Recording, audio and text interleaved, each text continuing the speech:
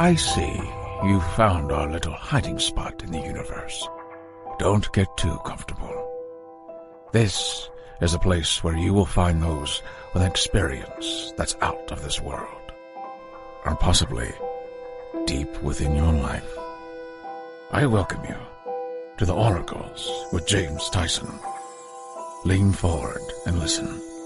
We will pull you into a supernatural journey with guests from around the world, each one experiencing some of the most extraordinary phenomena this wee planet has to offer. Now, here are the Oracles with James Tyson. Thank you, Liam, my strange little alien friend. We're going to be talking about some people like you. Did I say people? No, I didn't mean that, Liam. Actually, we are going to be talking about aliens. Not quite the little gray ones, though, like you, my friend. And I want to thank you, listener, for tuning into this episode of the Oracles with James Tyson. That's me, James Tyson. Today I'm introducing you to a fellow here in the Pacific Northwest, a fellow Cascadian, David Chace. That's Chace. And he's one of those anomalies out there that doesn't have a website. And it's kind of interesting, though. You can come see him on Facebook. If you do have Facebook, if you're one of those people who still have Facebook, he's David Chace on Facebook. He moderates a couple of paranormal Facebook pages too. I think it's Extraterrestrial Life and Reptilian Gates. And I'll give you an idea why he's talking about the reptilian gates in a second here. See, David has a bit of an interest and a bit of a unique experience. It's kind of interesting on where he's gone in his life. Now, he's an illustrator and a researcher with a real interest in the experience of alien contact. And in particular, alien beings with reptilian features, or a lot of us just, call them the reptiles or reptilians. One of his goals is to create a taxonomy of the different alien species visiting this planet based on eyewitness descriptions and their drawings, what they hand him, and he interviews them. His educational background is in biology, ecology, and evolution, and these kind of influence what he focuses on. And so he gives a bit of an idea of what something of a reptilian background may look like. His knowledge of these areas really forms the perspective of his UFO contact experiences. He kind of really draws on his educational background. When someone's trying to explain to him that they saw a 6-foot-tall green thing show up in their backyard, and, half their family has called them crazy and the other half doesn't talk to them anyway, at least David will sit down with them, legitimately listening to their stories and taking whatever diagrams they may have sketched, some kind of idea, as opposed to drawing it out in a real harsh interview interrogation technique. He'll just listen to them talk, and he'll sketch, and he'll share with them as he's creating the diagram of the being that they had an encounter with, which is like a forensic artist, or I think in the episode I call him one of those composite drawers, but he doesn't really have in a composite drawing, you have a bunch of different pieces you have in books, or you can show somebody about 10 sets of eyes and they pick them. He'll actually lead them through, let them get an idea or give him an idea of what these things look like, and he will create the image based on their interview. And it's fascinating. And he's putting these works together. He did have a book out a few years ago, a pamphlet with a number of these in here, and I'm nagging him to try to get it republished, maybe come out with a lot more of his experiences that he's had with interviewing those who have come in contact with alien beings. And again, we're walking into this interview like aliens exist. We're not here to prove it to you. I'm not here to drill into him and interrogate David on the people that he talks to. It's just a conversation. And I'm really interested in finding out what it is that he's been up to.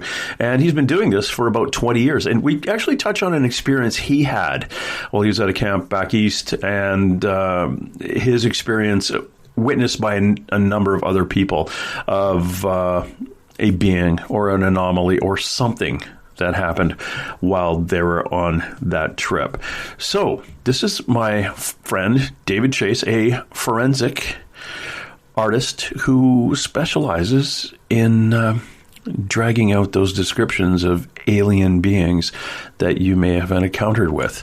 And if you know anybody who wants to do this, again, the only way you can get a hold of him right now is on his Facebook page, David Chace, at CHACE, David Chace, and check him out there and send him a note via Messenger and drive him crazy, because I know he likes kind of stuff like that. And he stays up late all the time anyway. He barely sleeps, which I probably would do the same thing if I had experiences like he has and have to listen to people talking about great, big green scaly things coming out of the dark at them. I probably wouldn't want to sleep either.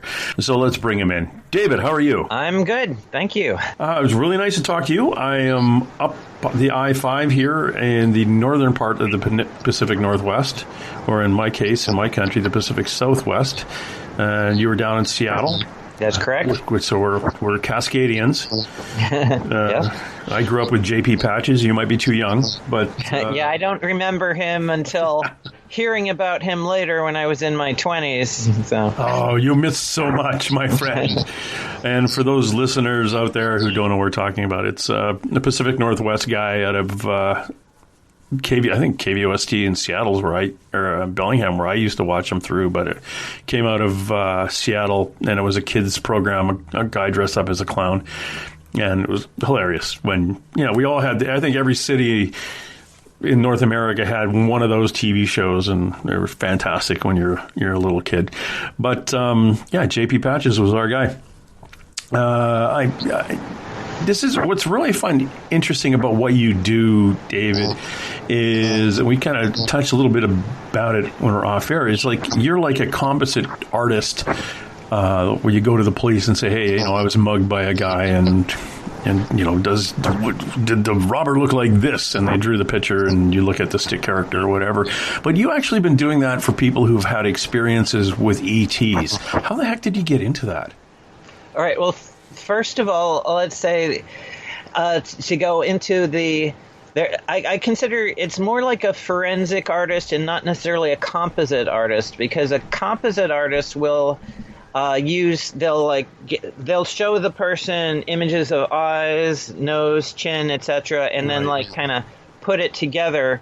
I do more where I actually try to, usually in most cases, I talk to them and try to get them to do me a sketch or drawing, or even if it's not that great, I can usually use that. I need a starting point is the thing, a visual starting point. But sometimes if they don't provide me with that, sometimes they'll find an image on the internet that says it's close but modify this, and this, so they'll show me that. I'll use that. Occasionally, if I'm sitting with someone, then they'll just tell me, and then I'll just start drawing and do it that way. But it's a little different from composite work. Is a specific sort of forensic reconstruction, and is not quite what I do, but there's some similarities.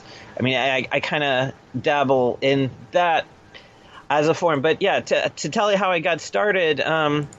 Basically, I've been drawing since I was 5 years old, at least, So I was born in 1970, so I was drawing. I guess I started out drawing animals, and then by the late 1970s, I was drawing dinosaurs, and they were kind of a favorite subject of mine. And I wasn't great back then, but everyone around me told me I was, so that kind of encouraged me. I guess it was obvious, to my parents and stuff, that I had some talent in that area. Yeah.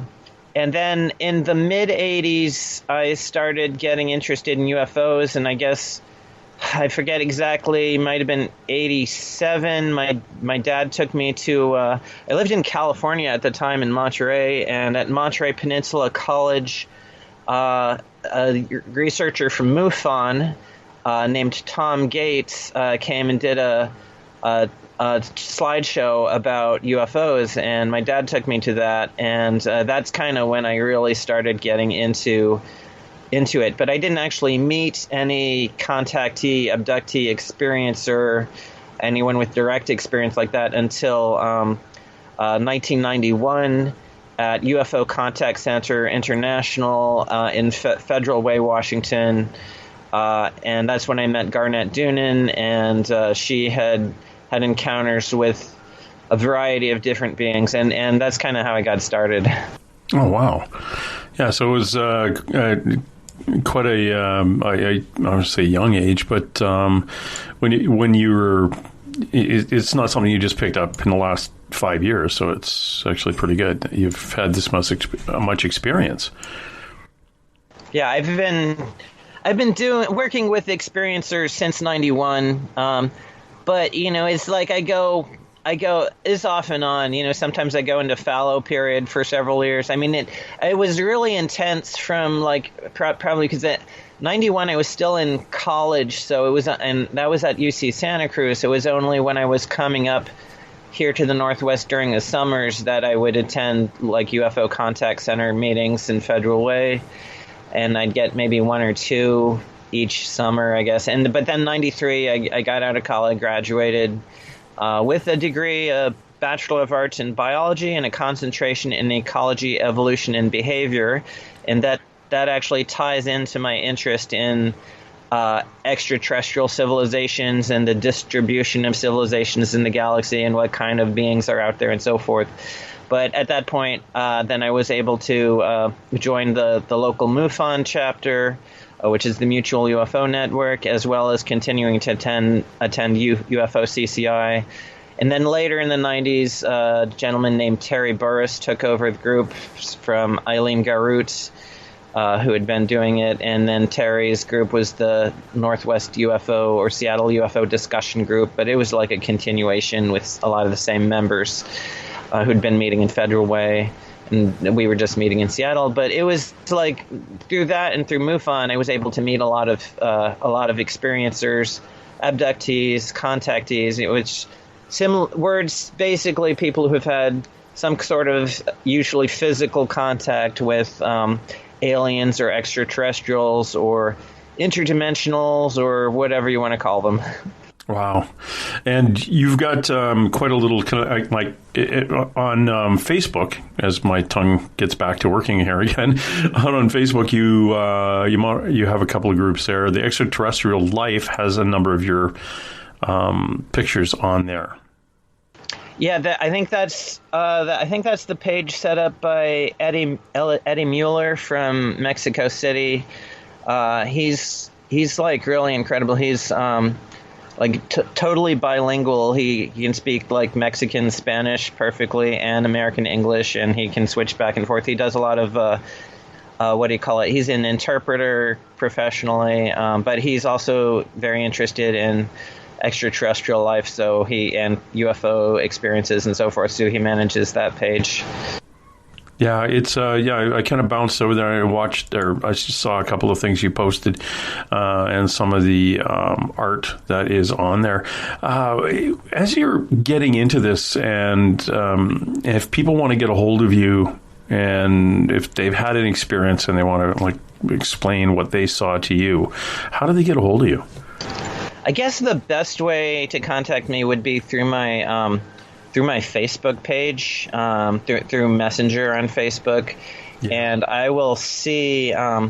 Usually, it's in message requests, it'll show up, and then I can, depending on how coherent they are, I'll either. I'm not I don't talk to everyone, but I do try. Anyone who has an experience, I'll try to get in touch with them. And at least if they need something, but if I only do the drawings if I feel motivated and inspired, and that kind of comes and goes. And of course, it depends a lot on who it is who's who's contacting me, and whether they can provide me with the starting point I need, and whether it's looks like it's going to be something special. I mean, my real interest to a lot of degree is reptilians. And so if a lot of times I'm more inclined to work with someone who's seen reptilians rather than just sort of a generic gray alien or something like that. I guess my page is at facebook.com/David W. Chace. Important to remember that Chace is Chace. And then they can find me on Facebook that way. David, what is it with reptilians that fascinates you more than anything else? Well, all right. So when I was about 5 years old, I remember in kindergarten learning about dinosaurs, and I was fascinated with dinosaurs. Of course, that was a time that was like the mid-'70s, and I guess they were rerunning Land of the Lost, the original series on TV, and so that was like my favorite Saturday morning program, and I just loved dinosaurs. And then, as I got to be about 7 years old, when I was 7, maybe 6, I caught my first lizard, or probably 6, which was like a baby alligator lizard, which is a common species in the Monterey, California area. And then when I turned 7, I caught a ringneck snake underneath a piece of bark next to a fire trail I used to always walk on in the woods there. And so I got really into snakes and lizards. And then in 79, we moved to Hawaii, and I lived there for 4 years, and they didn't have any snakes apart from blind snakes. And the one time I saw a blind snake, I thought it was a worm. So they're not a very impressive snake, but in Hawaii they do have a lot of lizards, so I enjoyed the lizards there. And then came back in '83 to Monterey, and that's where I kind of grew up until the early '90s. Then I went to college at UC Santa Cruz, and then moved up to Seattle. But yeah, so I mean, I was fascinated with reptiles the whole time, whether it's dinosaurs or snakes or lizards, and then of course. In the early 90s, I was like watching Sightings, which is a TV show back then, and John Carpenter, who was at the time he was director of UFO abduction studies for MUFON or whatever, and he talked about the reptilian type on an episode of Sightings, and I thought, this is fascinating, because by that time I was totally into UFOs and aliens, and of course I've always been interested in reptiles, so if you can tie the two together in one thing, then they said, okay, I'm going to find cases of people who've seen reptilians. And of course Garnett Doonan in 1991 told me, yeah, that's one of the types of aliens she'd seen. In her case, they were guards. They were, she never really saw much of them, but when she was like on like the space colony or whatever, they would be guarding the doorway, and there would be like a reptilian on each side. Or in one case, she was in what she thinks is an underground base, and there was a reptilian guarding a specific room. He was just like in the door of the room, and they were very muscular, heavy bone structure. And that particular species of reptilian had very bumpy scales. They had pronounced tendons on the neck. They had sort of a hard plate on the chest, like a plastron, which is kind of like a turtle shell sort of thing. And she was able to describe it in great detail. So I did some drawings and paintings of that being, and then Garnett was a great artist herself. I don't think she's doing the art anymore, but at the time, she did a lot of fantastic art, which gave me a lot of material to work from as far as doing my own illustrations. So yeah, starting as far back in 1991, I was hearing about the reptilian beings and fascinated with it. In your experience and your conversations with people who have come to you and said, this is what I've witnessed, do you find that in your case, because you're interested in the reptilian stuff, do their descriptions of these beings change much? Do you mean change over time, or change from one individual to another? From one individual to another, or are they quite similar? There's kind of a typical reptilian, or a kind of an average reptilian, which is usually about 6.5 to 7 feet tall, very muscular, pronounced tendons on the neck, heavy bone structure, like usually a ridge down the middle of the forehead. Eyes, fairly large eyes, usually with a bright gold or yellow iris, sometimes red or orange. Vertical slit pupil. The hands vary. Sometimes it's like 3 fingers and a thumb. Sometimes it's 4 fingers and a thumb. And usually claws, like kind of a lizard talon sort of thing.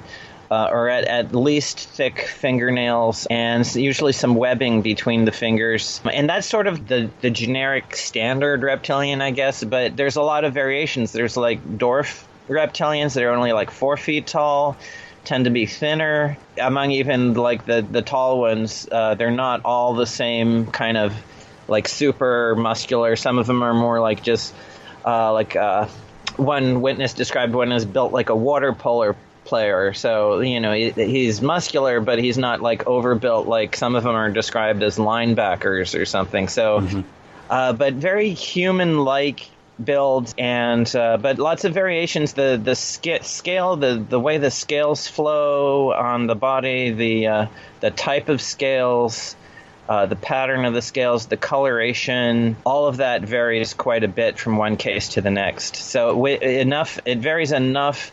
I mean, some of them have tails and some don't, and the tails are different. There's enough variation that you could say there are several, I'd say dozens of different species.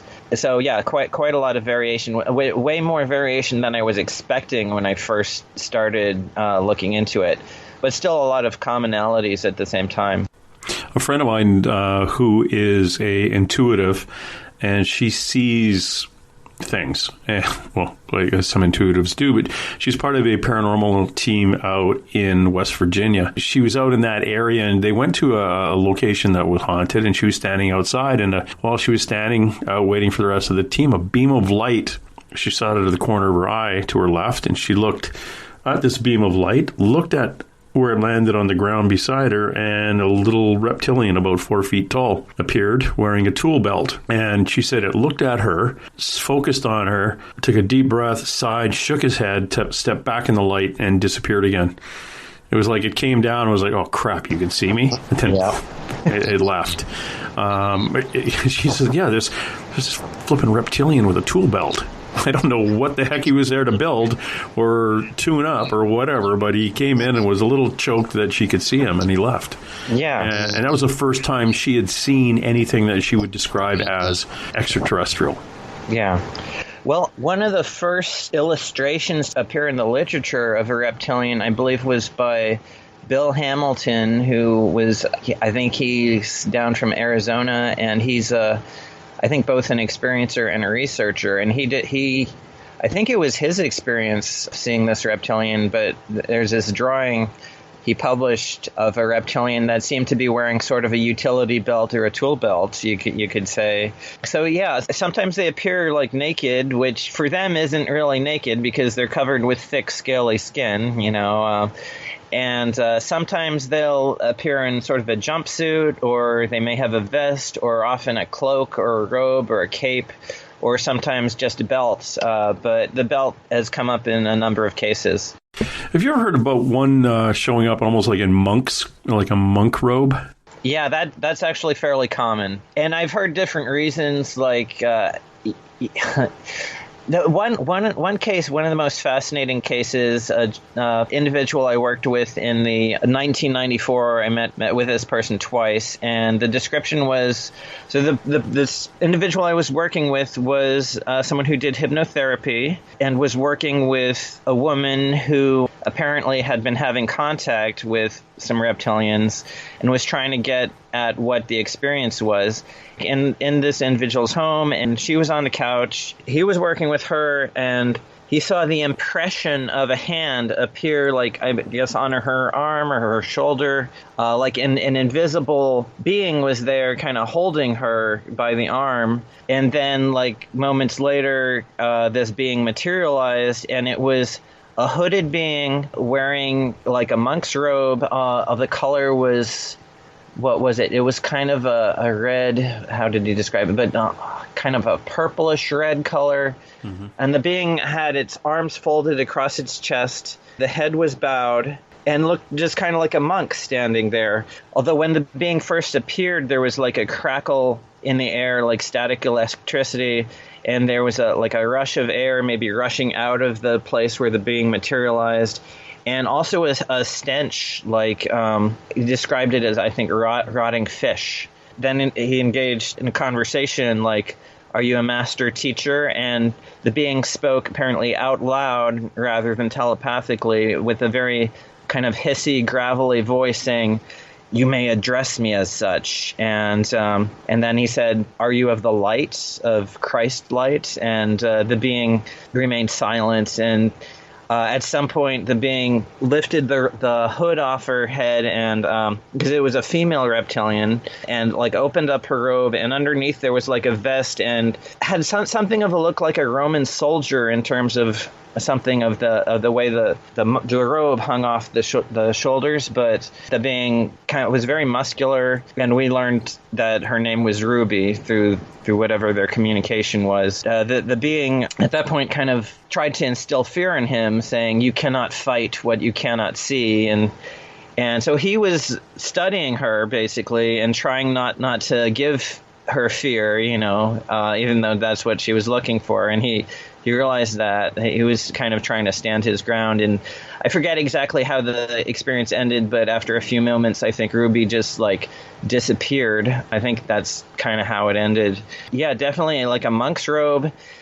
She was at least trying to present herself initially as some kind of a spiritual teacher or whatever.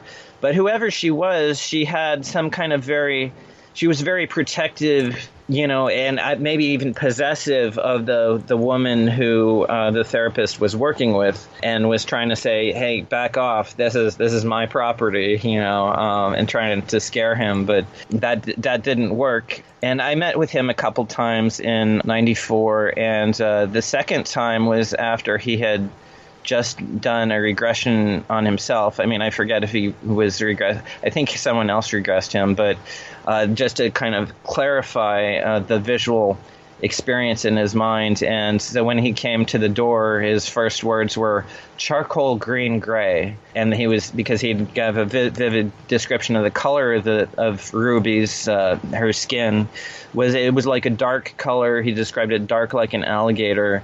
But Ruby has lots of beautiful visual details around her, like the upper and lower lid of her eye was like yellow scalation, and then the ridge on her forehead was kind of more of a yellow, and then her snout was lighter, more yellowish.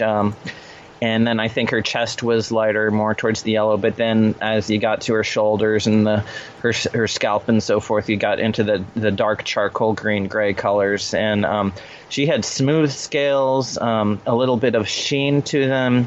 Very beautiful being if you're someone who likes reptiles. And certainly I owned a pet boa constrictor for 34 years, and I loved looking at reptiles, and I would love to have seen Ruby myself to see what this being really looked like.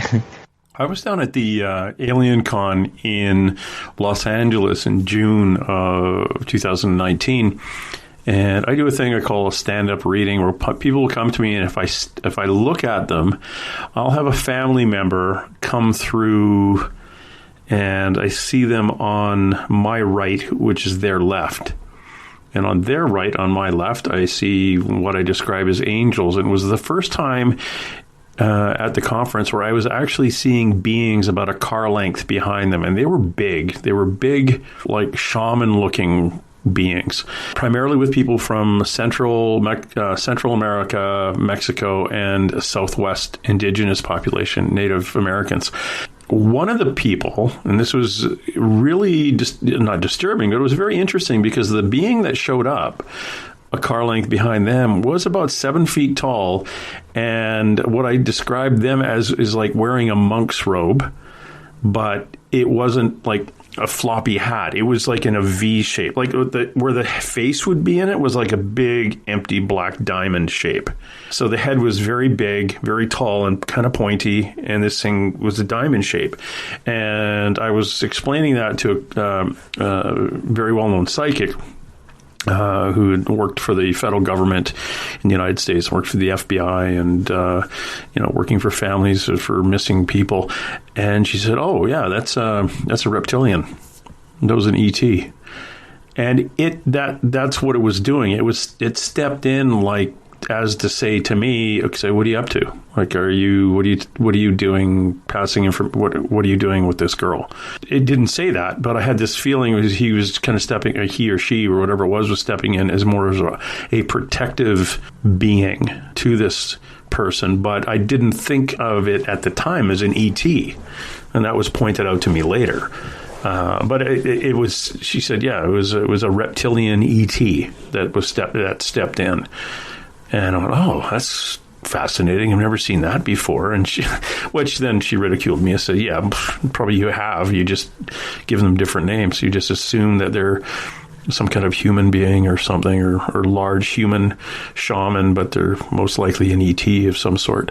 So it was kind of fascinating when you were talking about Ruby and her description and what she was doing, wondering why the person doing the therapy, what were they doing to the being, the human that either they were looking after or looking out for or whatever. Yeah, there's definitely some ambiguity. A lot of people feel that when people who are reptilian contactees will sometimes feel that the reptilians are their star family, that maybe they've had a past life as a reptilian and these are like family coming to them. And then among reptilians there seem to be wars going on between different factions of reptilians representing different civilizations or whatever it is, and so people will have negative experiences as well as positive experiences depending maybe on which reptilian they're interacting with, or sometimes they'll have both negative and positive experiences with the same reptilian. Ruby, the therapist, didn't like the fact that Ruby was definitely trying to intimidate him and put fear in him, but at the same time it might have been just more of a protective kind of thing, that she was looking out for the person that she was protecting or whatever. So I don't know. Yeah, when speaking to some people who kind of fill me in on what the heck a MyLab was in regards to people who have had experiences with extraterrestrials and then are basically pulled away by the military and interrogated on what they knew and who it was that picked them up and what they saw and what, basically grilling them on, debriefing them with extreme prejudice on what experience they had. Because some of those people claim, they were abducted by the military, but there were ETs working with the military. So it was like, okay, is it, we have this warring faction out there, and the military has some partners with the ETs that are warring with another group, and they want to know a little bit more about maybe who picked you up, why they picked you up, who were they, what did they look like, and going through that whole thing. So it kind of adds a little more weight to the possibility of more than one group out there and all trying to gather information on each other, and some are a little more protective, and some are those people who have encounters with, we'll call it some reptilians. Those reptilians are holding their cards a little bit close to the vest and don't really want to step forward and pass on too much information, because they are one group and they don't want the other group to know who they're connected to or what they're up to. Yeah, I've definitely talked to people who've had, what they call the MyLab or the military abduction experience, and in some cases, these military or military-looking humans who are involved in that, they might have a reptilian or a small alien like a gray or something working with them, or Nordic type aliens, which are human-looking beings or whatever. My impression of what's going on is that it's not like there's one group representing the human military who's doing this. It's more like there are compartmentalized programs within military and in the intelligence community, or perhaps government contractors like aerospace corporations. And these compartmentalized programs are kind of running in parallel with each other, maybe not even knowing that the other program exists. And this one might have a relationship with one particular group of ETs, and this other program might be running alongside, not even knowing, or actually working against that other one with a relationship with some other group. And I think it has to do with reincarnation, or with the people having, ET souls and making agreements with the group that would be called their star family or whatever, and then they're born as a human being, and they may grow up and join the military or whatever, and then they end up like working in that fashion. But anytime you get humans abducting other humans, then it gets very disturbing, because aliens, I can like excuse them doing that, because I look at that as like wildlife biologists picking up a deer, tranquilizing it, putting a tag on its ear, and using it to track the population of deer and make sure the population is healthy, or gain information about their migratory patterns or whatever. So I don't really mind aliens doing it to humans, but when humans are doing it to other humans, then it gets fairly morally questionable.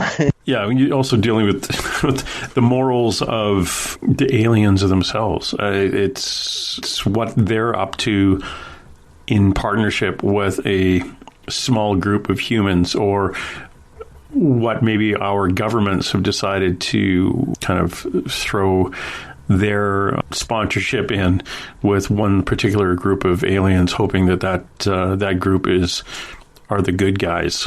Who's to tell if they are the good guys or not? Yeah, I mean, and I don't even think of it in terms of the government so much as there might be one particular general who kind of started this series of programs, or then there's another guy in the Navy who's doing another thing, and it's I don't think it's not like Big Brother so much as it's a lot of little brothers all. Mm-hmm. Yeah.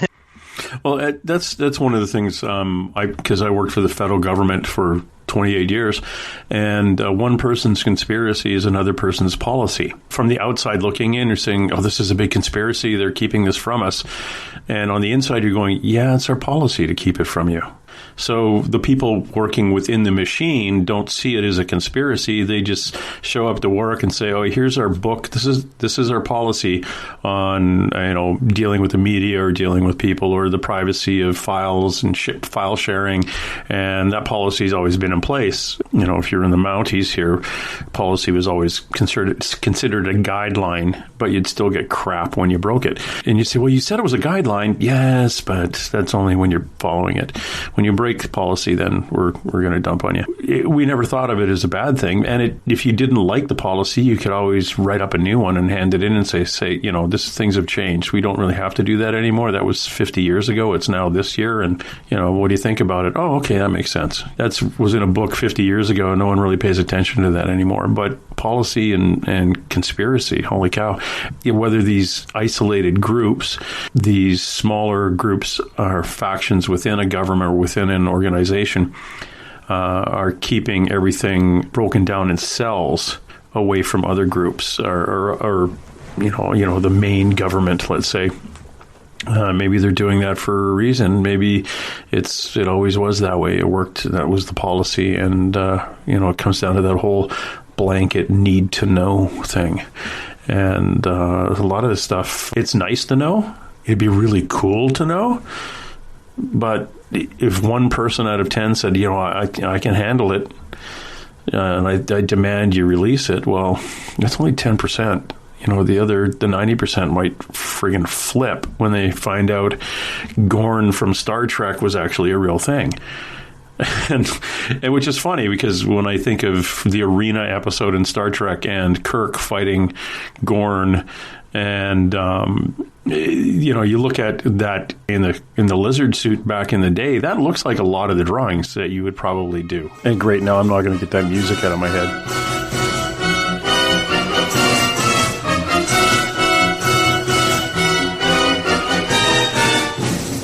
And either are you. You're welcome. Yes, I mean, some of them have. I mean, generally a reptilian has. They don't always have the huge long snout like that, but at least they tend to have like at least sort of a blunt muzzle that has sort of a lizard-like appearance. So yeah, and I should, as far as these MyLab groups, that I think if people leave, a lot of people when they're as part of this group. They may know whatever their specific mission is, like you're going out to abduct this individual and bring them to this location and whatever. But maybe at the end of the day, they get the flashy thing from Men in Black, or they're injected with something in the arm, or they do something with sound and it affects the memory. So they go home and they don't remember what they're doing during the day. I mean, I've heard enough stories to suggest that there are technologies they have that can interfere with memory, and that that's part of the mechanism by which this all is kept secret. And that's one of the reasons why I look at it as not a grand conspiracy, but more like a bunch of individual cells, each doing their own project for whatever goals that they have. It'd be interesting, or if it ever comes out, what those goals were. Richard Dolan, I'm sure you're aware of, and he talks about what he calls the breakaway civilization, which is sort of a covert group, which I think is many groups that possess technology that's way ahead of everyone else. And one area would certainly be things like implants and the ability to, control or manipulate memory in order to suppress memories of specific experiences. What my attitude is that the breakaway civilization cannot stay broken away forever.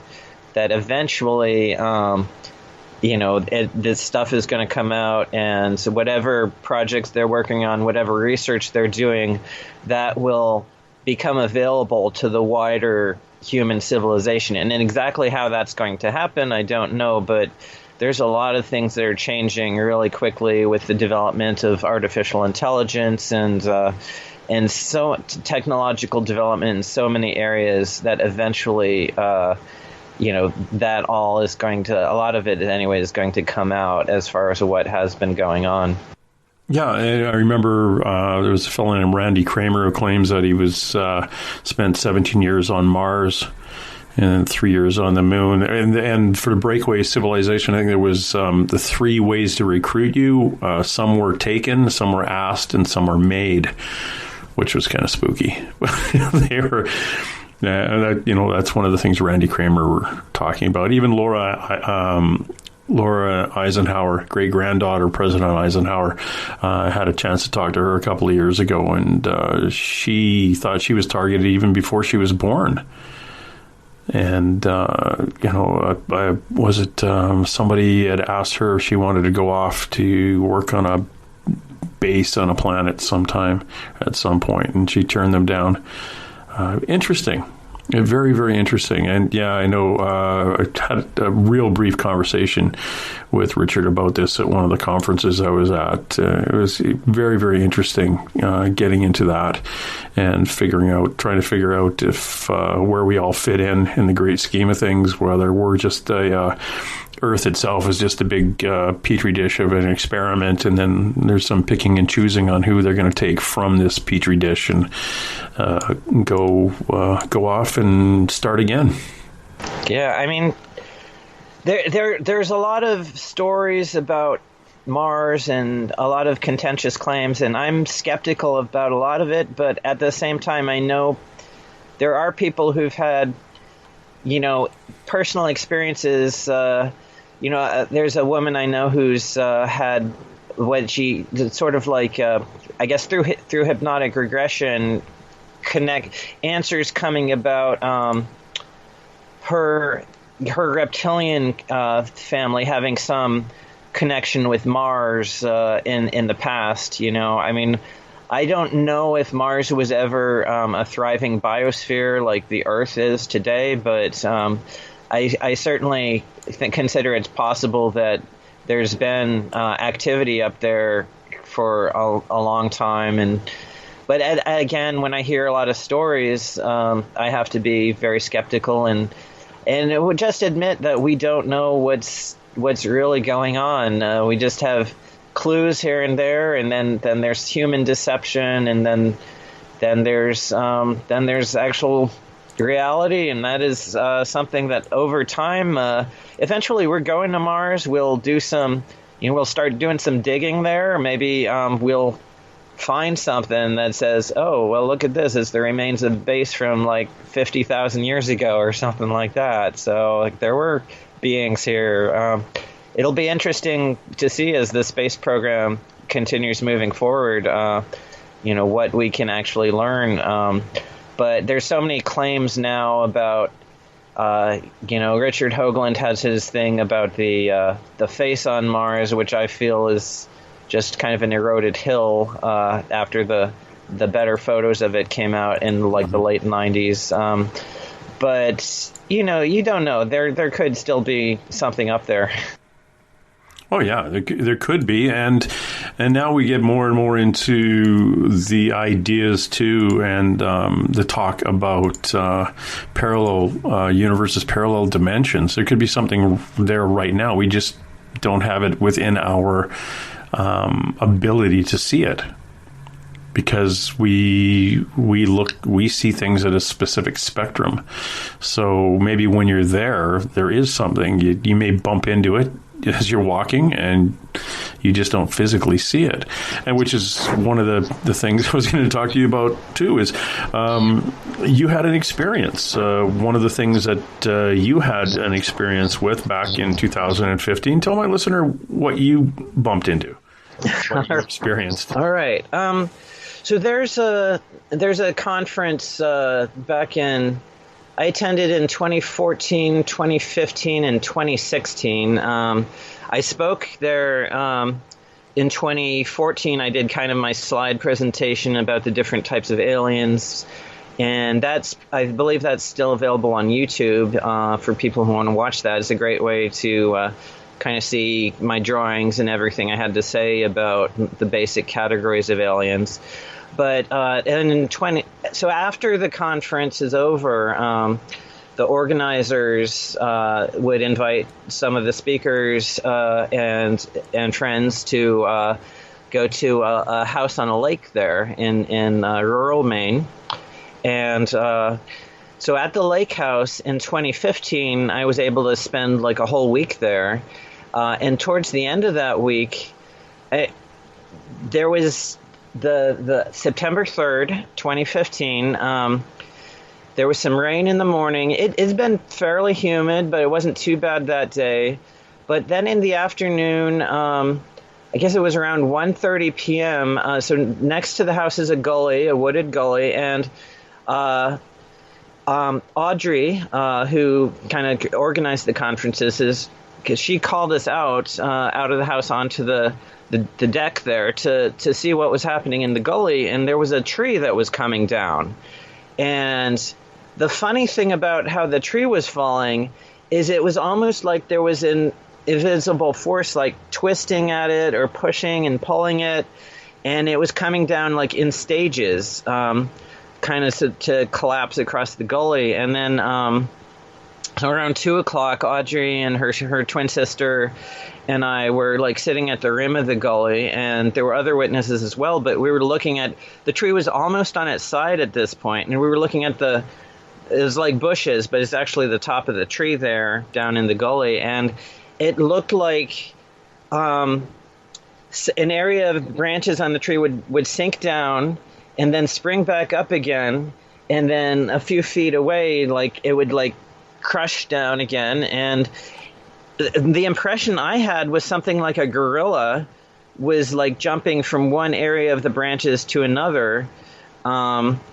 but you couldn't see anything. So I was actually joking with Audrey about the Predator. If you've seen the Predator movies, you know, this invisible being who hunts humans, and where I was saying, look for the 3 laser dots where he's like trying to target you or whatever, you know, and because it was kind of like that, only it was perfectly invisible because you couldn't see any sort of silhouette or outline or shimmering in the air or any effects like that. It was just like you could see the weight of it, and then when it would move, you would see the branches, the tension is released and the branches spring back up.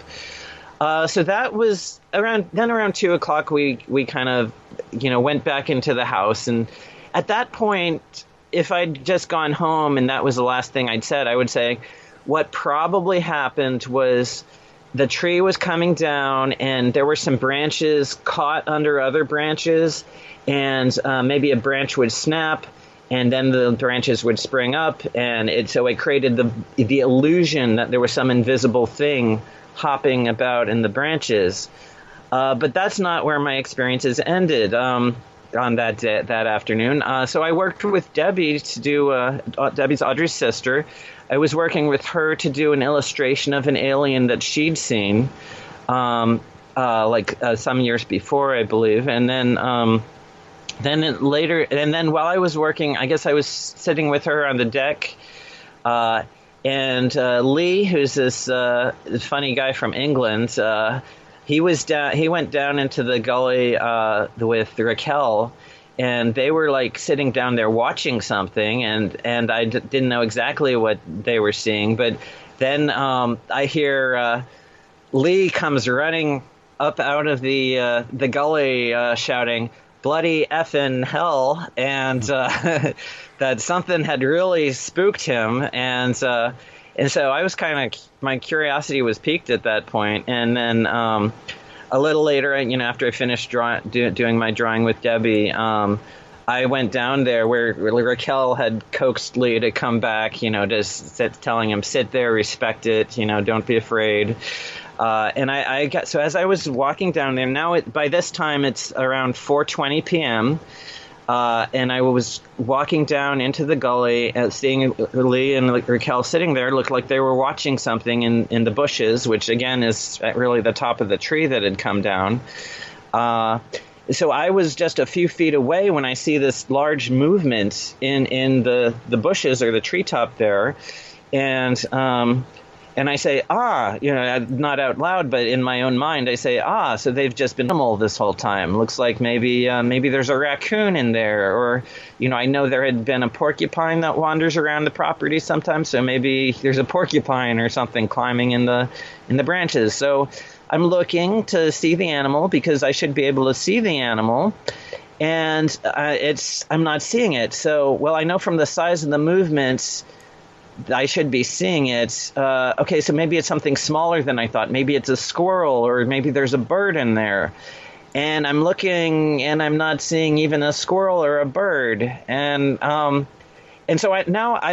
what's going on in my mind at this point is I've seen this movement, so I know that movement, you know, because I certainly spend a lot of time in the woods, and you know, when you see a snake or a lizard or something on the ground, you see a movement on the ground, you hear a certain type of sound, and you say, okay, I know a lizard or a snake made that, or I know a squirrel made that movement. You can kind of tell by the way the vegetation moves what sort of animal it is. And this basically, I'm saying there's definitely an animal there, and if there's an animal there, I should be able to see it, and I can't see it. So therefore it's invisible, and that was like the moment I realized this is like my first really unambiguous paranormal experience. Like, this is a contradiction in reality. That I know it's not the branches just releasing tension or something like that. So whatever's going on, there is something paranormal. And so I sat down there with Lee and Raquel, and then Debbie came down and joined us a few minutes later. And we sat there till like 5 o'clock watching these movements. I'd say there's at least one large one, maybe two, but maybe just one that I'd describe as either a large chimpanzee or a small gorilla.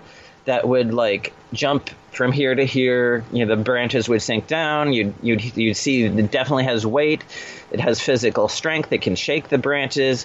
Then I'd see little movements of like individual clumps of leaves or whatever. And when I see those movements, the image that came into my mind was that of like a marmoset or one of those small monkeys that lives in South America. So my conclusion was that there were multiple smaller ape-like or monkey-like creatures and then one large ape-like creature, or maybe two. And we watched it, and I guess the activity kind of died down after a while, and we would reach our hands out and say, touch us, but we never felt anything. It never touched us. And it's like we couldn't smell anything. Like you'd think if you're that close to a great ape, you're going to smell an odor. Mm-hmm. But there was no odor. There was no sound other than the sound the plants were making. There was no vocalizations. You couldn't hear it breathing. So whatever it was, my feeling is it was interdimensional, and it was only just enough in our 3D reality to where it could like put its weight on the branches and it could shake the branches with physical strength. But it couldn't actually, it wasn't like breathing our air, or it wasn't like chemically interacting with our environment or anything like that. So, yeah, that was definitely the most paranormal thing I've ever experienced. That's kind of cool, though, isn't it? In hindsight, when you start going through there and you start kind of checking off the little what the heck was it checklist in your head, thinking, okay, it couldn't have been this, it could have been that, and you start to second guess it. But you had other people there to support you in it. There were over the course of that whole afternoon, there were, I think, about seven witnesses or so. So Debbie and Audrey both observed it from the rim. Then Debbie joined me and Lee and Raquel. And then I think there were, like, Sandy was there, and there were maybe a couple other people who I'm forgetting at the moment. But, yeah, there were several witnesses to it. So I like the fact that I can say that everyone pretty much agrees on what we saw, and that we kind of eliminated any kind of prosaic explanation, which was just something to do with tensions in the branches and unseen branches that were breaking or something. Because it did take a while for the tree, and there was actually a couple of these trees kind of coming down. But we could tell this movement was not caused by that. It was caused by an animal of some kind. And the impression we all had was that it was ape or monkey or gorilla, something in the arboreal primate category. And so we thought, could it be related to Bigfoot? But it wasn't. Bigfoot, you think of a huge biped, and it was, I think it was a smaller than a Bigfoot. So maybe it's like a Littlefoot. I don't know. Well, and those have been seen out here in the Pacific Northwest, or actually north of where I am, between the border of the 49th parallel border, North Washington State into British Columbia. But you get up just south of Alaska, the First Nations up there talk about a creature that looks like Bigfoot, but is only about 2 or 3 feet tall. They're not in the trees; they're on the forest floor. They're similar to what you just described as Littlefoot. They wouldn't be bouncing around the treetops. These things are all like forest floor type beings. Well, definitely when they knocked the tree down, which is what we believe happened. They were definitely in the tree or climbing around the base of it. And then pretty much all that we could see of them, they were in the branches. But again, the branches were very low to the ground for most of that time. And then later in the evening, around 10 or 10:30, after it was dark, Lee and I went down there. And this was odd because we could hear something walking in the leaves. But when we would shine the flashlight, even though we were hearing it, we couldn't see any branches moving, any leaves moving or anything. So it's almost like earlier in the day it was materialized enough to actually move the branches and stuff, but now it was just like we were only hearing the sounds of it walking. So I assume that was the same being as maybe this large ape, and it was actually walking bipedally at that point later in the evening instead of climbing in the branches. But again, couldn't explain the fact that I wasn't seeing anything moving, even though we could hear it walking. Oh, that's interesting. We are talking to David Chace. David is a forensic artist. How's that? Who interviews experiencers of ET and draws what they see. Amazing. I think that's really, really cool. I've never run into somebody who does that. Well, other than watching it on Dead Files when Amy gets an artist to draw a picture of the ghosts. But yeah, this is fascinating. And I know a number of people down not too far from where you are, right? Lady psychic down in Maple Valley, Washington, just down the road to Tacoma and turn east. She was on her way back from actually one of the paranormal conferences down in California, and a reptilian popped into her passenger seat. She was on the way. That's where it was. And the reptilian was basically trying to talk her out of going. Because what she does is she takes people through regressions of the time they lose during an event with an ET or a UFO event. They'll lose time. And what Skeeter does is take them through the regression and fills that time in. And I guess this guy was coming in saying, hey, look, you're not supposed to be doing that. And she just ignored him, and off he went. But, yeah, that was, I should get her to talk to you. Well, that brings to mind something that happened in 1995 when I was kind of, I was very active during that period, but it was, February, I believe, 1995. So I had a researcher friend that goes out with MUFON on investigations, and she and her husband together were involved with MUFON, and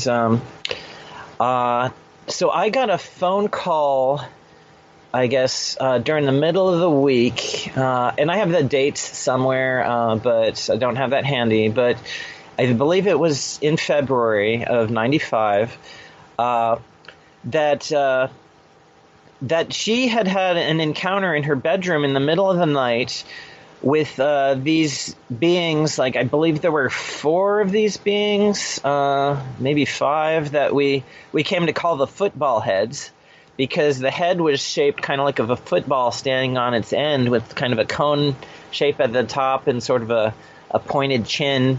But I don't know if you've seen the movie Communion, where Whitley Strieber's got the little blue beings with all the ridges and folds in the skin. But the skin was very similar to that. It had all these horizontal folds in it.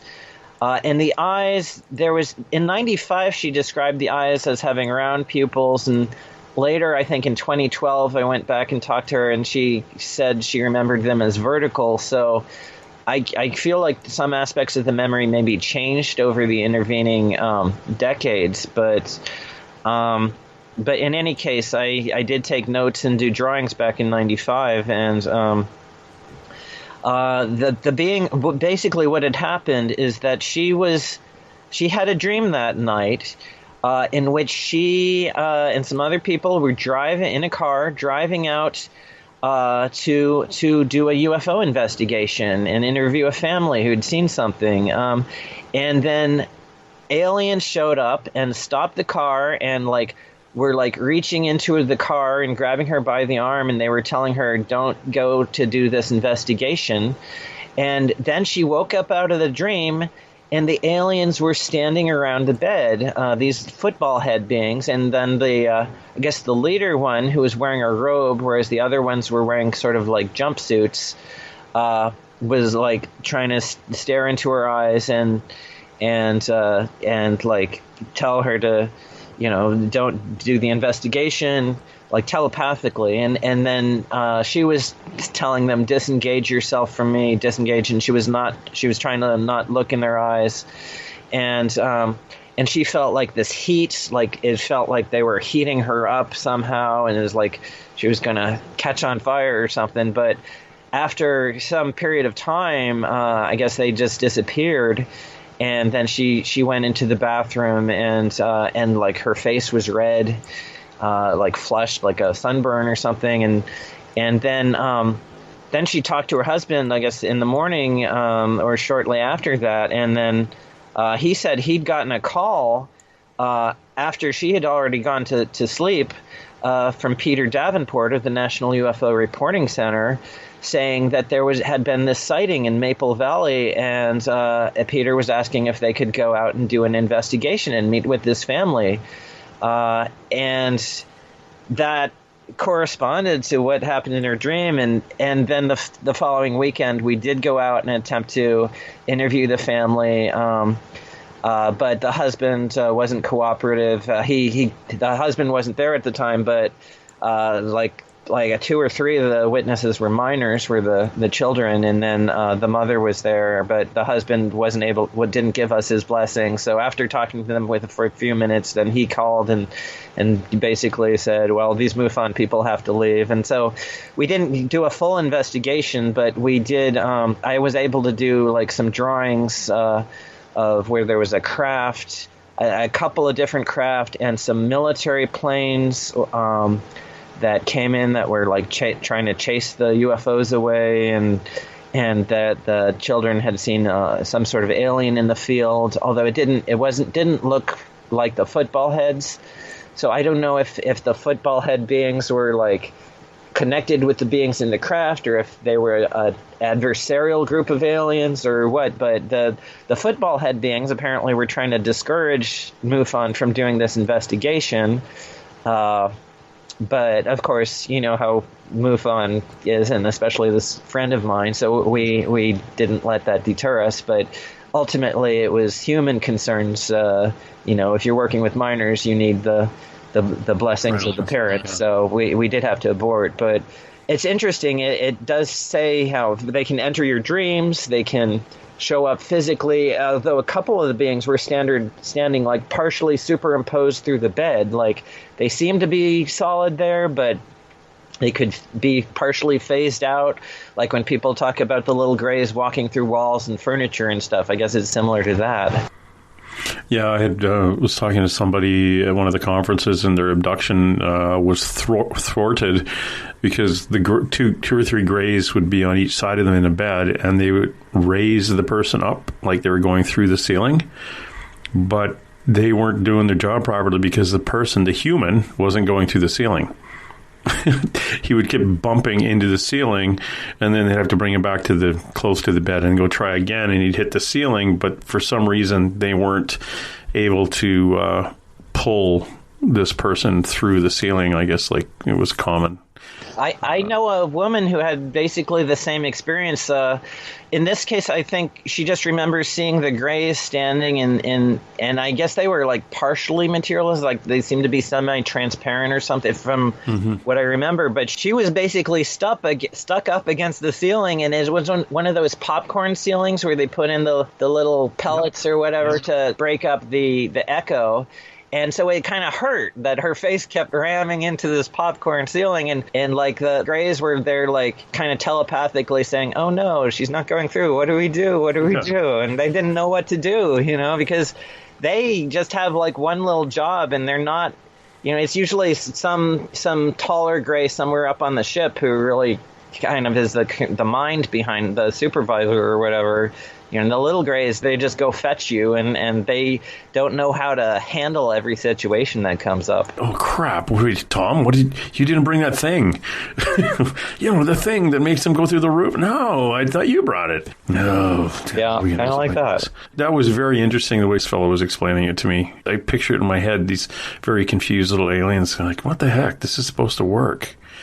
What type of blood do you have? I wonder if it's a form of where we are in our own consciousness, whether or not we kind of permit them to do that, or wonder even if it is something that we have choice over, whether it's our subconscious or our spirit or soul has some kind of decision-making part of our abductions, like it's something we're supposed to do, and if it's not, then we maybe just hold ourselves back.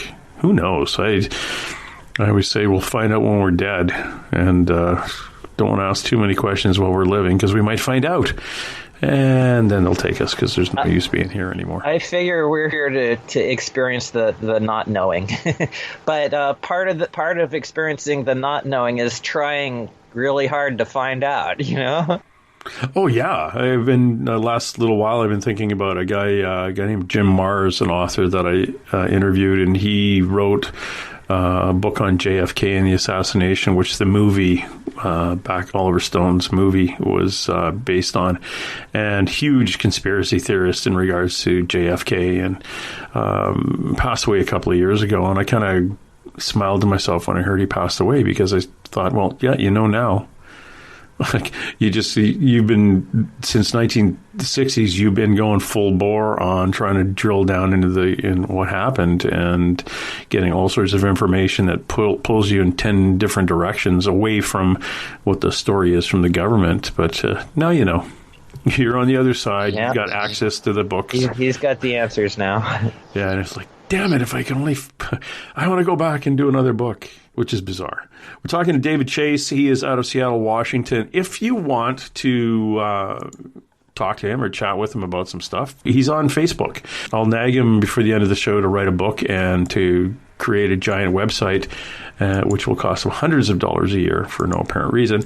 But David Chace is on Facebook. David Chace is Chace, David Chace. Check him out there. Now, you are also, you kind of manage a couple of other Facebook pages, Extraterrestrial Life and Reptilian Gates, where there's a lot of different artwork by people who submit their art to those pages of what they've experienced or what they think is out there. So it's kind of interesting to go through, and I see a lot of your art there. And one of the ones I was fascinated, you do have, we were talking about the composite drawing, you do have a whole bunch of eyes for reptilians there. So, you can always say, hey, pick an eye group. You kind of key more towards the reptilian side of things, but what is the most fascinating perceived alien that you've had to sketch or that someone's come to you with? My friend Bridget Smith, she interacted with, our guess is close to, I mean, she used to say he was 9 feet tall, but then she looked at the memory a little more and says it's probably closer to maybe 7.5 or 8 feet, somewhere in that range. But he's a reptilian. He's extremely muscularly built. We call him Captain because on the craft she was on, he was seemed to be the basically the commander of the craft. So I think he's got generally smooth scales. He's very dark, kind of a dark coffee brown, almost blackish, but more brown. And then he's got a chest. Initially, we thought the chest was just like marbly scales, almost like regular scales. But later on, she recalled, actually, it's more like, she described it as dough rolls, which is like a horizontal folds or something. Of course, if you're familiar with snakes, we call those ventral scales or ventral scutes, which are just those horizontal scales that go across the belly and the chest. I'm trying to remember the hands, if it was 4 fingers and a thumb. I think he has 4 fingers and a thumb. I hope I'm getting this right, Bridget, so she can correct me, But he has some webbing. I think the webbing was out to like the first knuckle. The webbing's not like all the way out. And a lot of these reptilians, like, they have some characteristics that remind people of amphibians, but they seem to mostly have like a dry skin with scales, which is more like a reptile. Except I guess he's got patches under his arms where he didn't have any scales. So he had a little bit of the amphibian characteristics, but he's one of the most fascinating to me, I guess because I was able to work with her for quite a long time to get visual details on him and so forth. And he was very friendly, actually even loving, and he apparently is a scientist. One of her first memories of him was there was a portal, which is like kind of sort of a circular or oval shaped, I guess it was like bluish glowing opening in the air that was like in her yard, and then he was walking around holding what she described as like an iPad, but it was like transparent. If you've seen those transparent like screens that they've got monitors now, which are like, there's not generally available yet. They're still very expensive, but it's like you can see through them, but you can also, if you hold it, you can see the whatever image displayed on it at the same time. So it was like that. She said it was like a backless iPad, and that's how she describes it now. But of course, it was like in the early 90s, like 91, 92, I guess, when maybe 90, somewhere in there when she had this encounter. So they didn't have iPads yet. But that's one of the most interesting. And of course, that's the reptilian. And then, of course, there are the praying mantis types. They're the human-looking ones, often called Nordics, because sometimes they have those Scandinavian features. And then there's the grays. I've talked to a couple people who've seen like the Littlefoot, which is like a small version of Bigfoot. One of those cases was on the Sammamish Plateau here in Washington State. And that case involved a small, hairy being. The guy was, I guess he was on his motorcycle at the time. He was driving through, this was like the early 90s, I think, when it was still very wooded in that area. And he was driving along, and like he caught this glimpse of this small, hairy, sort of ape-like being, like stumbled in this, like there was this little gorge in the ground or whatever you call it, a little, like almost like a stream bed or something, and where the being seemed to trip and stumble and then looked, and then he looked, and they made eye contact, and at that moment he got this strong impression that said, "You're not really seeing me, are you?" It's like it wasn't actually words, but it was almost like the thought that was an impression that was powerful enough that he was able to formulate the words in his own mind. And it's like the being didn't really want to be noticed, it seems. So that there's that case. But I've met people who've described all sorts of different types, but they tend to be mostly grays, reptilians, human-looking ones, or the mantis-like ones are kind of the more common types that people describe. Then there's some that glow like light beings, but if you actually ask them for the description of the bodies, they're more like a gray or a hybrid or something like that. Do you ever get people talking about the light beings that look like cats? Okay. I think I can talk about this now. Josie Gallant, she passed away in 2015. She was abducted by the Greys like a lot during the earlier part of her life, and she had a good long life. So that was like probably back in the 60s or 70s or something, like a long time ago. But she had encounters with. She never, well, apart from the night when there was one thing at the end of her bed, but it was dark, so she couldn't really see exactly what it looked like. It looked like a giant cat. But she would get impressions in her mind of what these beings look like, that they look like upright, kind of like domestic cats that stand upright. But when she actually saw them physically, I think all she was able to see was maybe some sparkles and pastel-colored light or something, like it was there interdimensionally, but she never physically saw it like materialized. And they apparently were some sort of cat being that was interdimensional and like man-sized and very advanced, almost more of a paranormal thing, but then might have been a UFO-related thing, and it kind of it all crosses over.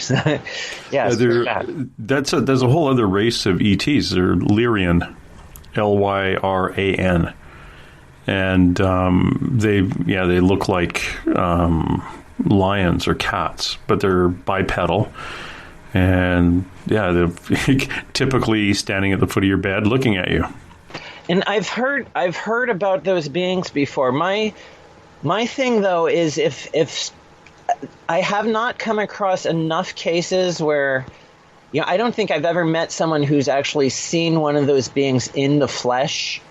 And I was able to examine it and see in detail, yes, it had these feline features and these, and so I can say that that's an impression that they communicate to people, right. But whether they actually are a physical being that looks like that is a physical species like the Greys definitely. I mean, people see these small childlike beings with big heads. The beings come into their houses and pick up objects and things. So definitely the Greys are a physical being which has that in appearance. But my feeling is that these cat-like beings, Lyrans or whatever, they may be more interdimensional, and they may not be a physical race of ETs that comes on a craft or something like that. Or maybe, I mean, there's all different levels to this phenomenon, so I can't really say.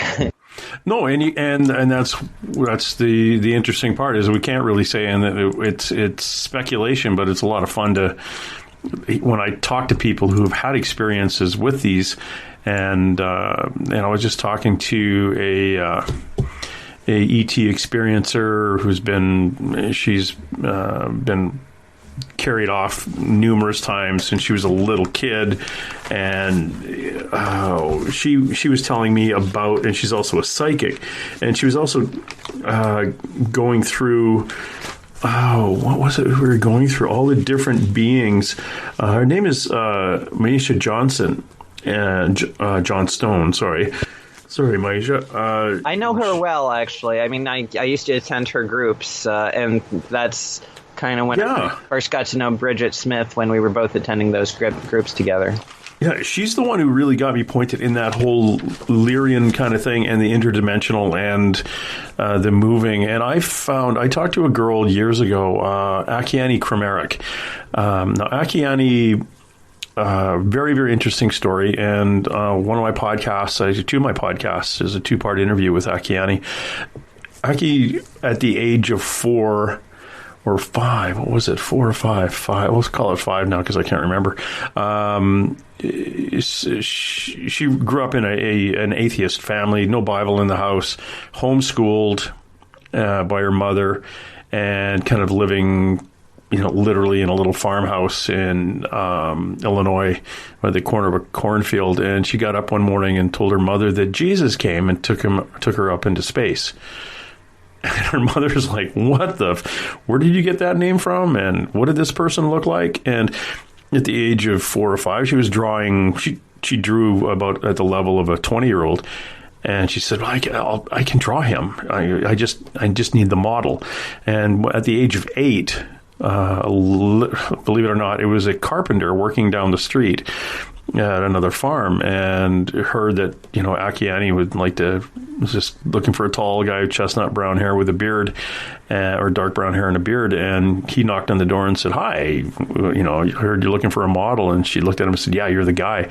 So she paints this 3x4 oil painting, and it was called The Prince of Peace. And that was describing what this person who called himself Jesus looked like.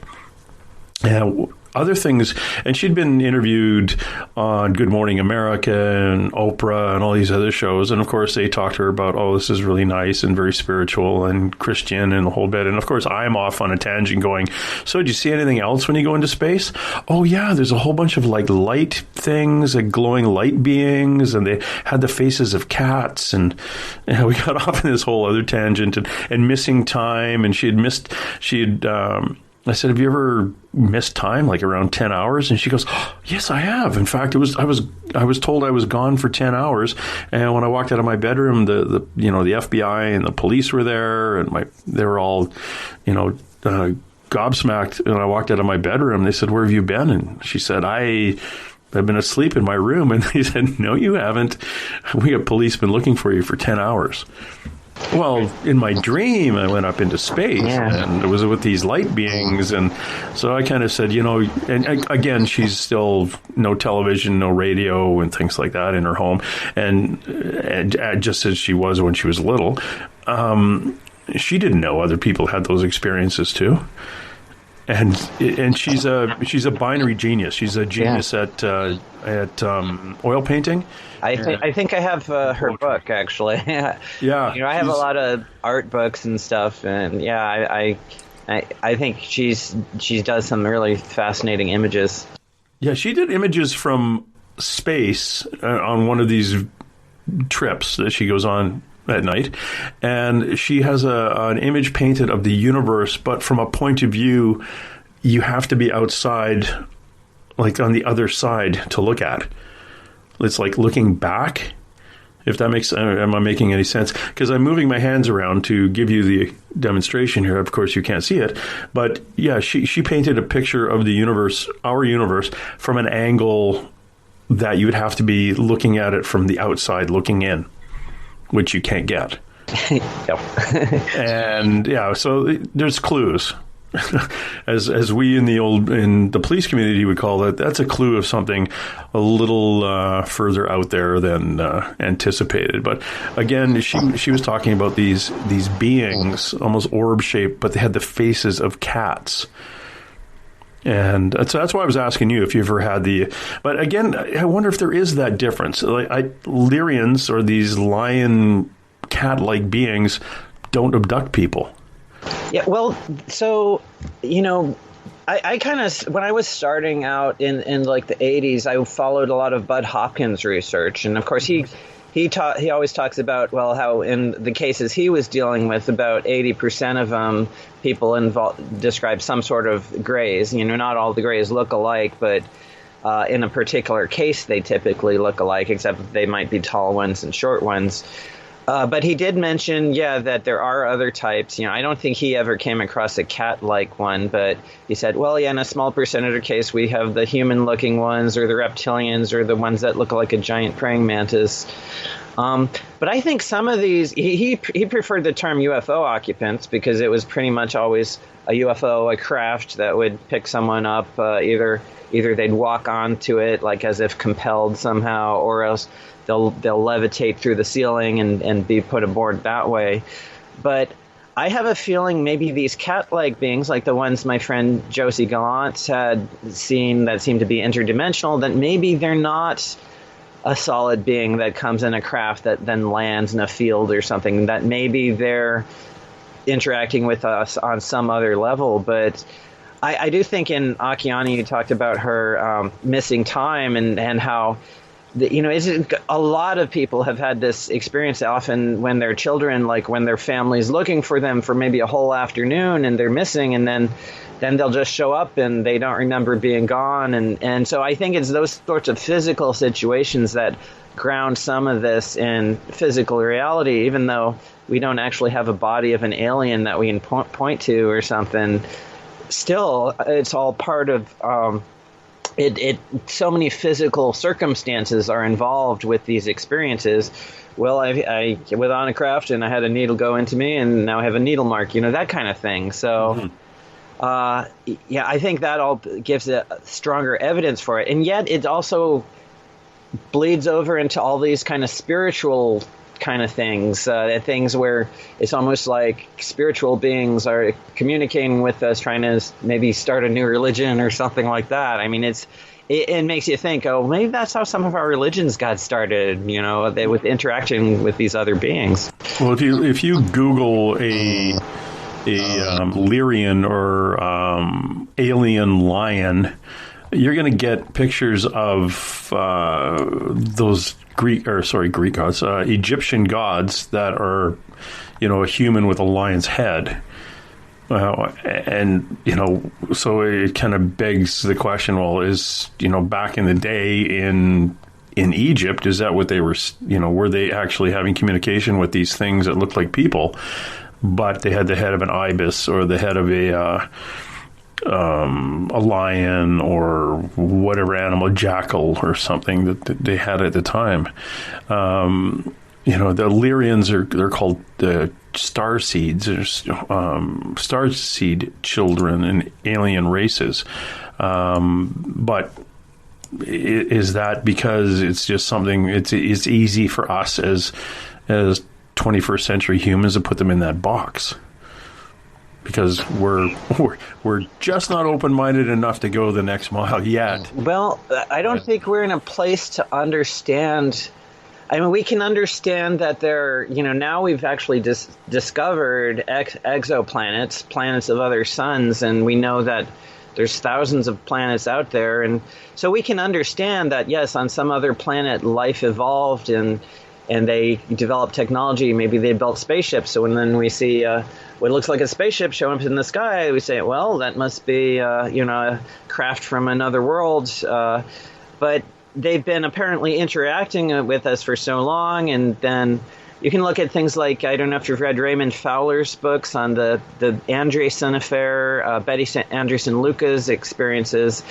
But for her, it's part of her Christianity, because she was a strong Christian, and it was, of course, I'm an atheist, so I'll just make that known now. But at the same time, I'm not the kind of like materialist atheist who dismisses the spiritual. I think the spiritual is on maybe a continuum with the physical world in some way. Actually, I've been leaning towards theories that saying physical reality is just an illusion, and it's really just all consciousness. But I won't go into that right now.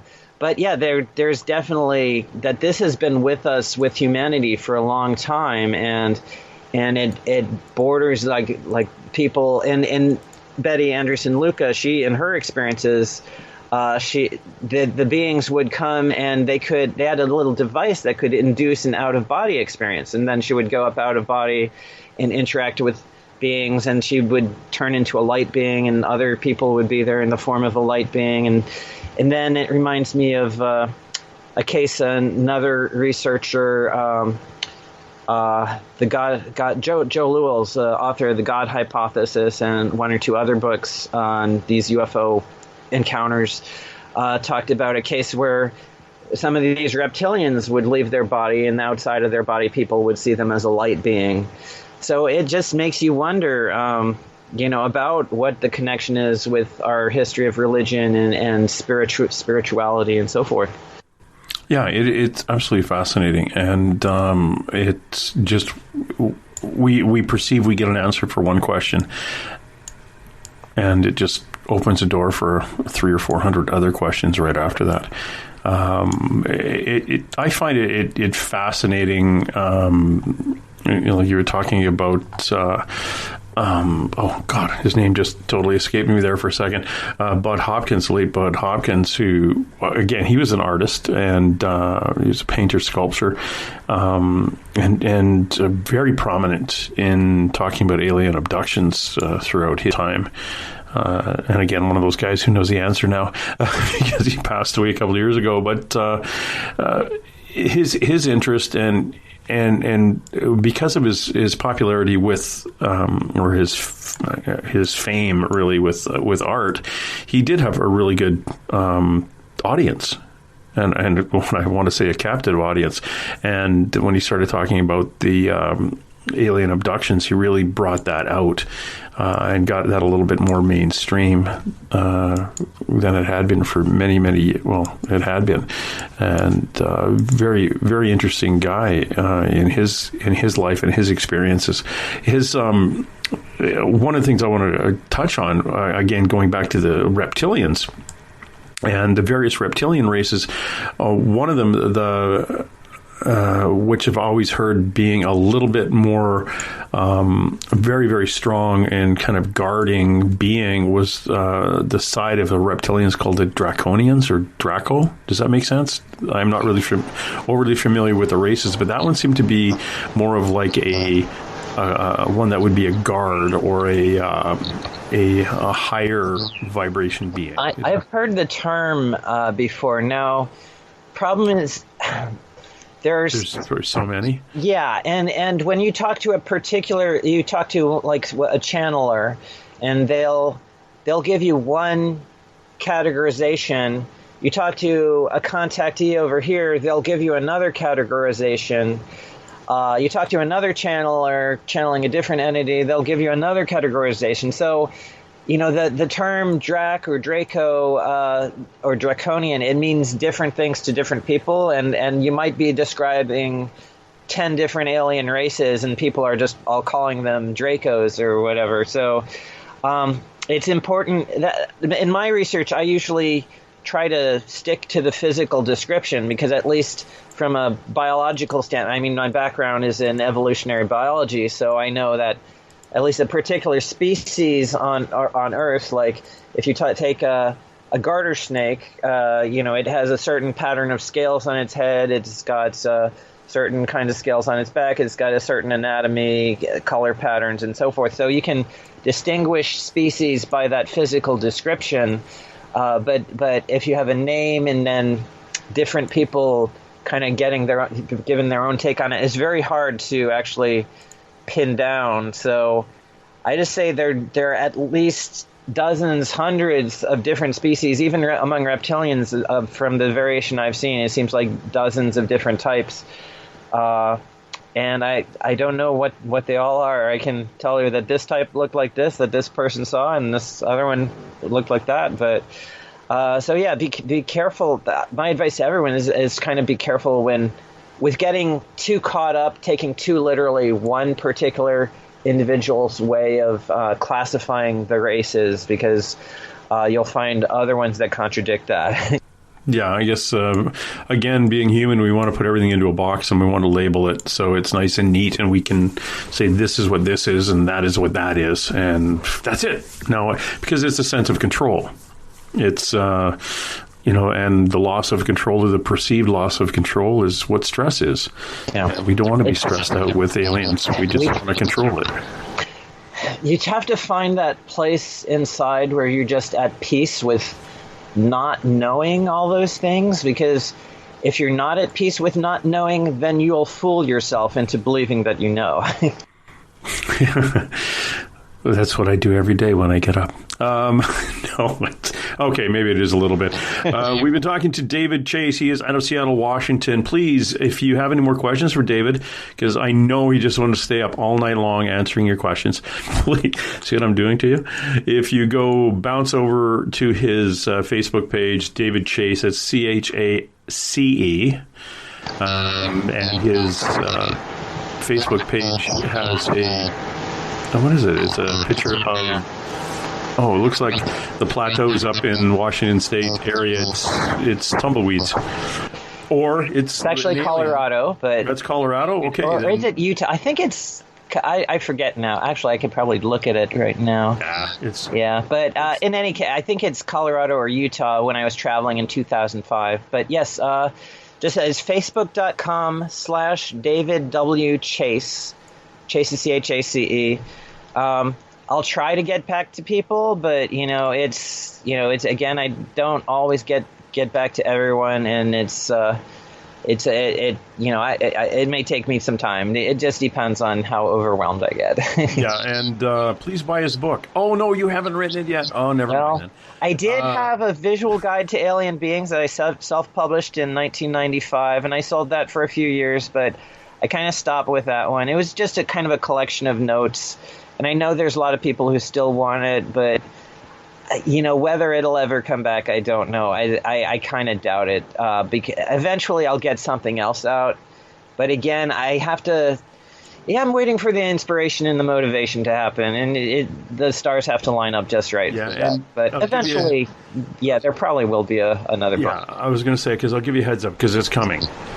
There's going to be a need for something like that, and remember what you're doing. You're a forensic artist who is talking to experiencers and getting feedback from the witness and creating a drawing of the being they encountered to their satisfaction.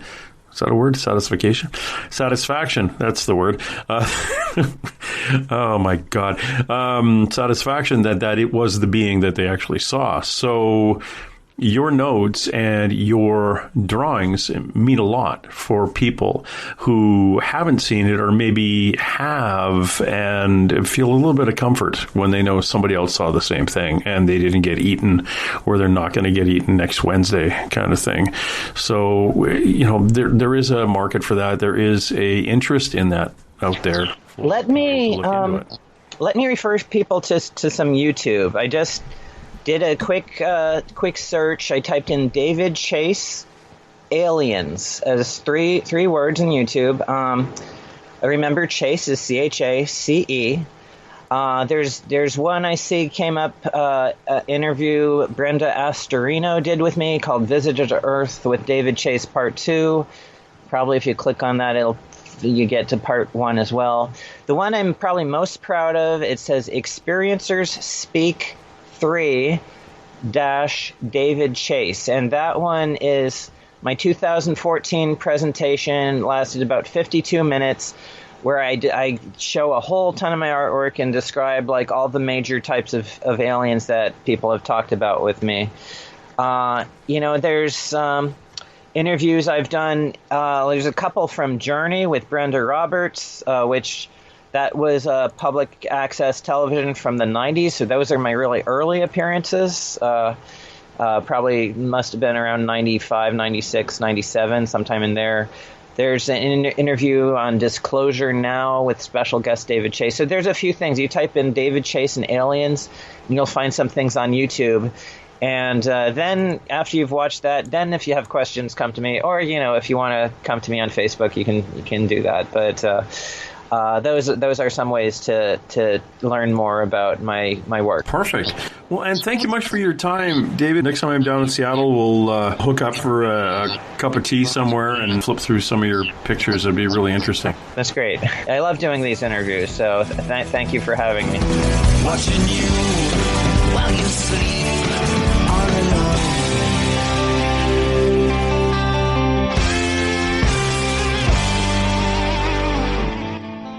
All right, that's it. Let's roll. And hey. Let's be careful out there. Far over the snow, what are those voices? They sing as they go. What are those voices? Look up for the mountain.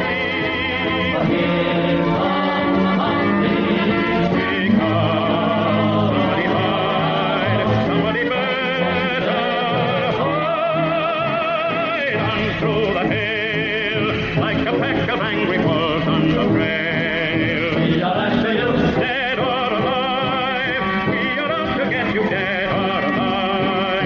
And forget yourself. If you're the one, better run away. Son, you are done. Throw your gun away. Here come the Mounties to get the man they're after now.